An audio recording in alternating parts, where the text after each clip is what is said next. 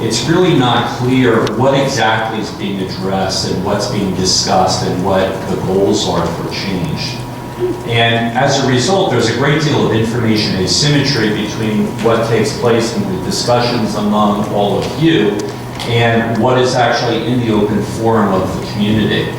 So I think if you're able to write these documents and put forward more concrete language regarding what exactly is trying to be addressed, what the potential solutions that have been discussed so far are, the result will be a much more engaged community, much more inclusive input, and therefore a significantly better result.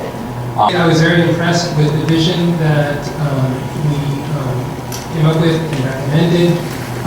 It's a very, very, very ambitious vision for the students of our district. And in some respects, I think if I were reading it, I might be skeptical as to whether we could really pull something like this off.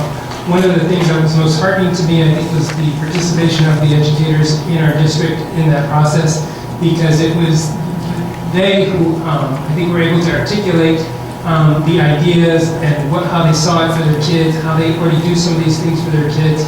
And so, as idealistic and ambitious as it is, I could see that these were things that could be done in our district, and I was very heartened also by the enthusiasm of many of the educators in our district.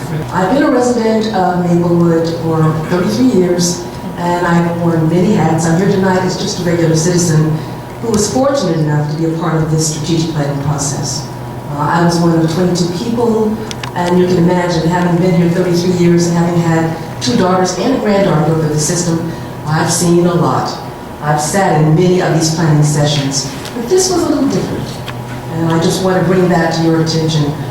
What made it different for me was that rather than trying to take something and force fit ideas into something that already existed, this was about transformation.